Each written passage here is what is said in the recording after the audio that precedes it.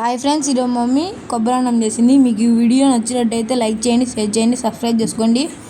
తప్పకుండా ఇది ట్రై చేయండి. Let's can watch. Hi, hello, namaste. Welcome back to our channel Rani's kitchen Telugu. ఈరోజు మన రెసిపీ వచ్చేసి కొబ్బరి అన్నం అండి. దానికి కావాల్సిన ఇంగ్రీడియంట్స్ వచ్చేసి కొబ్బరి, టమాటాలు, ఉల్లిపాయలు, బిర్యానీ మసాలాలు అనమాట. ఇవి వచ్చేసి చుక్కకూర, పుదీనా, కరివేపాకు. ఇది పుదీనా, కరివేపాకు. ఈరోజు మన రెసిపీలో స్పెషల్స్ ఏంటంటే ఇది మొత్తము హోల్గా పుదీనా కానీ, చుక్కకూర కానీ, కరివేపాకు కానీ మన గార్డెన్లోదేనండి. అదే స్పెషల్ అనమాట. నా మటుకు అది స్పెషల్. ఇక ప్రాసెస్లోకి వెళ్ళిపోదాము. పచ్చిమిర్చి లేవండి, ఉంటే వేసుకోండి. నా దగ్గర ఎప్పుడు అందుబాటులో లేవు, అందుకని ఉన్న వాటితోనే చేసేస్తున్నాను అనమాట. కొబ్బరి, బిర్యానీ మసాలా, ఒక 2 స్పూన్స్ ధనియాలు తీసుకోవాలండి. ఇవన్నీ ధనియాలు, కొబ్బరి, పచ్చిమిర్చి ఉంటే పచ్చిమిర్చి, ఇవి మొత్తము మనం మిక్సీ పట్టేసుకోవాలి. మిగిలిన మామూలుగానే ప్రాసెస్కి వెళ్ళిన చూపిస్తాను.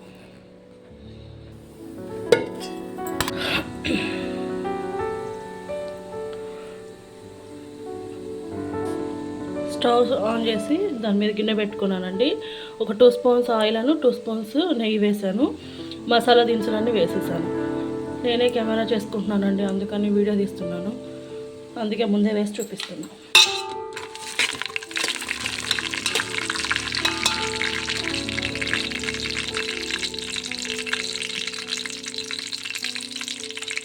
అలాగే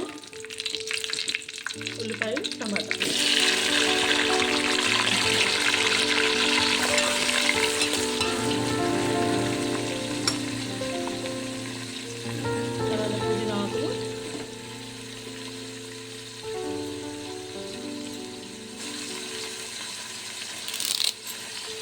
కరివేపాకు.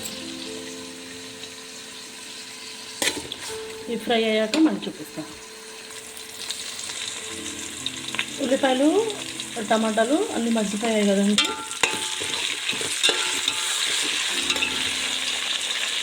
ఇప్పుడు మనం అల్లం పేస్ట్ వేసుకుందాము.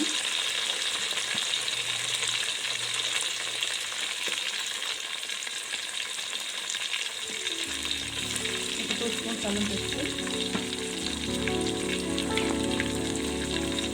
అలానే ఇందాక మనం మిక్సీ పెట్టుకున్నాం కదా కొబ్బరి, అదనమాట. ఇది వచ్చేసి కోకోనట్ ఎక్స్ట్రాట్, ఇది మెయిన్ కాబట్టి ఇది కొంచెం ఎక్కువ వేసుకోవాలి. ఇది వచ్చేసి 2 గంటలు వేస్తున్నాను.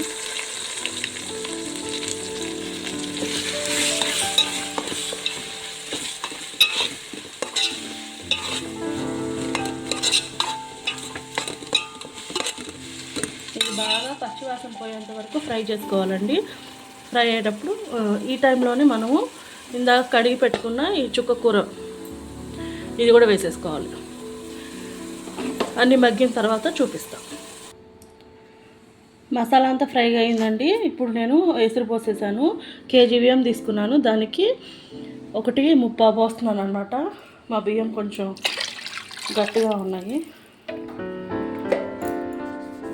అంటే ఎసురు ఎక్కువ పడుతుంది అందుకని.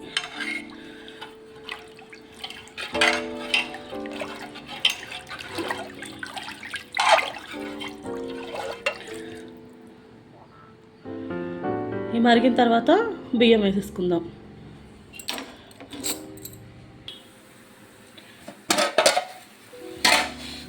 బాగా మరుగుతుంది కదండి.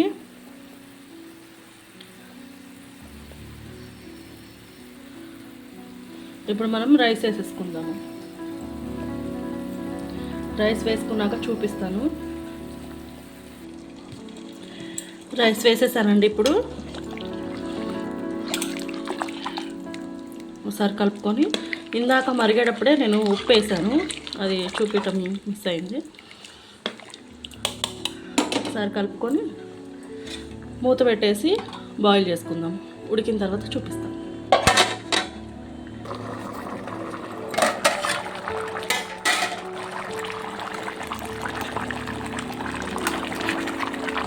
రైస్ బాయిల్ అవుతుందండి. ఒకసారి కలుపుకొని సిమ్లో పెట్టేసుకుందాం.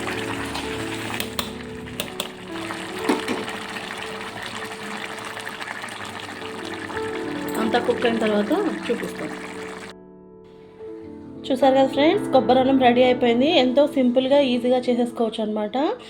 పలుగ్గా నేను 1:30 పోసాను, ఎక్కువ అవుతుందేమో అనుకున్నాను. కాదు, కరెక్ట్గా సరిపోయిందనమాట. బియ్యాన్ని బట్టి మనము చూసుకోవాలి అటు ఇటుగా. ఓకేనా ఫ్రెండ్స్, వీడియో మీకు నచ్చినట్లయితే తప్పకుండా ట్రై చేయండి ఫ్రెండ్స్. ఇది చాలా టేస్టీగా చాలా బాగుంటుంది. మనకి పిల్లలకి లంచ్ బాక్స్లో కూడా కట్టడానికి తొందరగా అయిపోతుంది అనమాట. లైక్ చేయండి, షేర్ చేయండి, సబ్స్క్రైబ్ చేసుకోండి. Please support me friends. Thank you for watching. By all of you.